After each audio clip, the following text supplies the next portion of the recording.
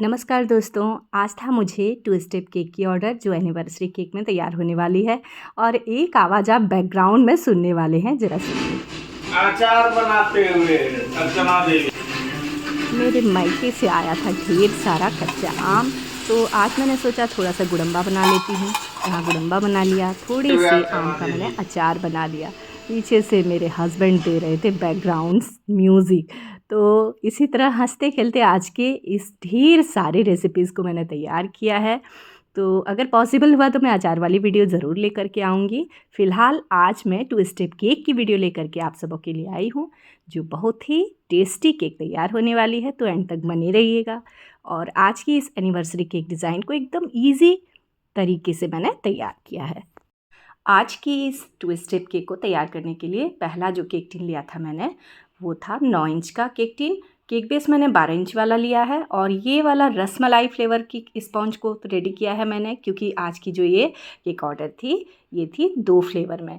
पहला फ्लेवर था मेरा रसमलाई, जिसे मैंने 3 पाउंड में तैयार किया है, और दूसरा था ब्लूबेरी।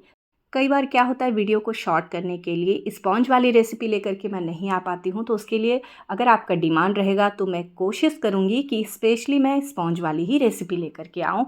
तो अपना प्यारा प्यारा कमेंट ज़रूर छोड़िएगा। और आज की इस 3 पाउंड रसमलाई केक को तैयार करने के लिए मैंने 3 कप रसमलाई लिया था, और बैटर को रेडी करने के लिए कौन सी चीज़ें कितनी मात्रा में गई वो सारा कुछ मैंने डिस्क्रिप्शन बॉक्स में डाल दिया है, आप वहाँ जा कर के चेक कर सकते हैं। अब इस तरह से हम क्रम कोटिंग लगा लेंगे अपने केक के ऊपर, ताकि रसमलाई के टुकड़े क्रीम के ऊपर फाइनल फ्रॉस्टिंग के दौरान नहीं दिखे। तो यहाँ पैक कर दिया मैंने, प्लास्टर कर दिया क्रीम के साथ, और इस तरह आज की इस 3 पाउंड रसमलाई केक को प्रिपेयर करना है। अगेन हम सोकिंग लगा लेंगे भर भर कर, ताकि हमारा जो केक है वो जूसी हो और मुंह में जाते ही घुल जाए। तो बहुत ही मज़ेदार केक तैयार होने वाली है।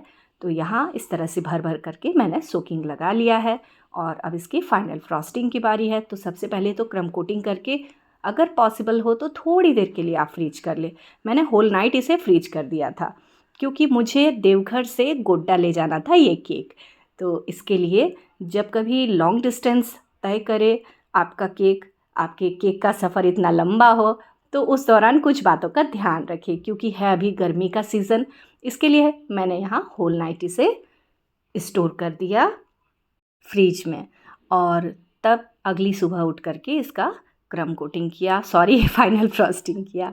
बहुत सारी गड़बड़ियाँ करती हूँ मैं बोलने के दौरान, और काम तो जो करती हूँ आपके सामने दिख ही रहा है। तो जहाँ तक मेरी क्षमता है मैं कोशिश करती हूँ कुछ अच्छा करूँ, पर अपने कप कपाते हाथों से जहाँ तक संभव हो पाता है उतना ही मैं कर पाती हूँ।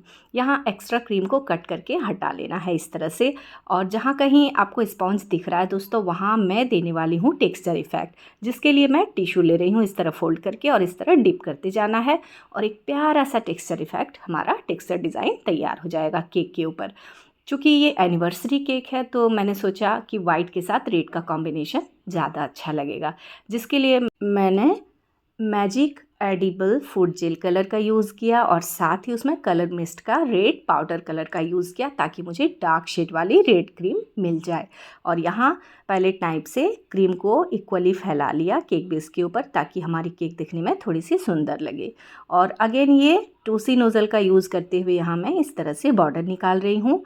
तो कैसी लग रही है ये वाली डिज़ाइन ज़रूर कमेंट करें। और चूँकि ये एनिवर्सरी केक है तो थोड़ा सा मैंने रोज़ पेटल जो मेरे बेटे ने सुखा करके रखा था, उसका भी मैंने इसमें यूज़ किया। एक्चुअली मैं कोई भी डिज़ाइन सोचती हूँ मन में, पर बनते बनते फिर मेरा मूड हो जाता है स्विंग, और बन जाता है कुछ और। तो आज भी कुछ ऐसा ही हुआ। पहले मुझे लगा कि नहीं, निचला जो हमारा रसमलाई केक है, एक लेयर ये वाइट और रेड के कॉम्बिनेशन के साथ तैयार हो गया, तो जो जस्ट अपोजिट मैं करूँगी दूसरे स्टेप को, यानी ब्लूबेरी केक को। लेकिन फिर बनते बनते मेरा मूड हो गया स्विंग, क्योंकि और भी ज़्यादा केक का ऑर्डर आ गया, और अकेले हाथ से घर का खाना बनाना, चाय नाश्ता करवाना, फिर आपको केक को समय पर देना, ये एक चैलेंजिंग हो जाता है हम गृहिणियों के लिए। लेकिन जब कभी मेरे हस्बैंड बैकग्राउंड म्यूज़िक के साथ आ जाते हैं, मतलब अपनी आवाज़ देना शुरू करते हैं, मेरे काम पर कमेंट्री देना स्टार्ट करते हैं, तो खुशी खुशी मेरा काम हो जाता है ख़त्म, और मज़ा भी आ जाता है। हंसते खेलते घर का सारा काम इसी तरह हो जाता है ख़त्म। यहाँ मैंने क्या किया, यहाँ अपनी केक स्पॉन्ज को इस तरह से रखा, और ये है ब्लूबेरी वाली स्पॉन्ज, जिसके लिए मैंने 6 इंच के केक टिन का चुनाव किया था, क्योंकि हमारा निचला जो था केक वो था 9 इंच के केक टिन में।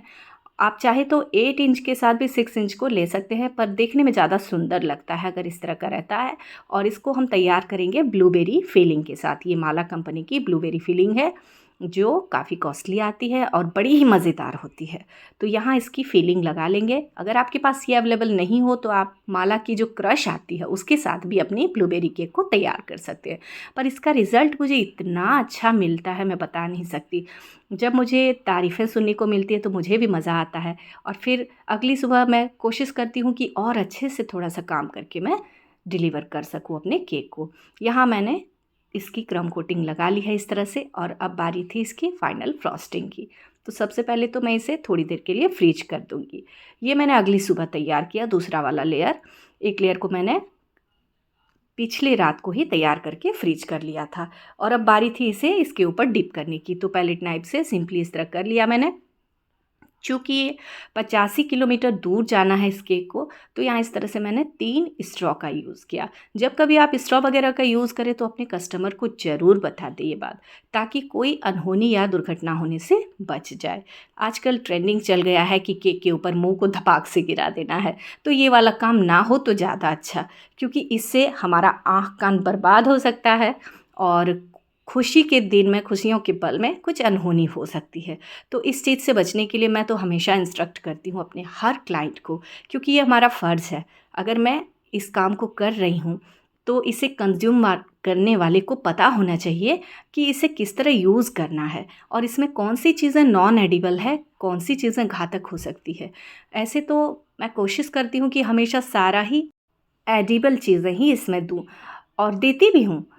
पर जब बात स्ट्रॉ वगैरह की आती है तो वहाँ टूथपिकर या वो जो लंबा वाला टूथपिकर होता है, क्या कहते हैं एक्चुअली उसको, स्टिक कहते हैं, बम्बू स्टिक, उसको यूज़ करते हैं या डोवेल लगाते हैं केक के ऊपर। तो इन सारी बातों को हमें बताना ज़रूरी होता है अपने कस्टमर को कि केक के अंदर क्या चीज़ें गई है, और इस तरह से हमारा काम भी अच्छा होगा और हमारे कस्टमर भी सचेत रहेंगे कि केक कट करते समय किन बातों का ध्यान रखना चाहिए। यहाँ मैंने क्या किया कि सेम नोज़ल से इस तरह निकाल लिया छोटे छोटे रोसेट को, और एक एनिवर्सरी टैग को कट करके बीचों बीच सेट कर दिया। अब यहाँ जाएगा एक कपल का टॉपर, और आज की इस एनिवर्सरी केक को, 2 स्टेप एनिवर्सरी केक को एकदम आसान तरीके से मैंने कर लिया तैयार। अब इसके वज़न की बारी थी, तो ये लगभग 2 kg की तैयार हुई है, और यहाँ इस तरह से कपल का टॉपर लगा दिया और आज की इस केक को कर लिया तैयार। तो कैसी लगी दोस्तों आज की ये एकदम आसान वाली anniversary cake decoration, anniversary cake design?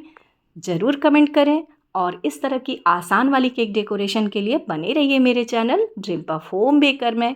मिलती हूँ मैं अपनी अगली वीडियो में एक नई डिज़ाइन के साथ, एक नई फ्लेवर वाली केक के साथ। तब तक के लिए एंजॉय कीजिए, और अभी तक अगर आपने मेरे चैनल को सब्सक्राइब नहीं किया है तो प्लीज़ प्लीज़ प्लीज़ चैनल को सब्सक्राइब करें। वीडियो अगर पसंद आए तो लाइक करें, ज़्यादा से ज़्यादा शेयर करें, और बने रहिए मेरे channel dream puff home baker में। मिलती हूँ मैं अपनी अगली वीडियो में, तब तक के लिए बाय बाय।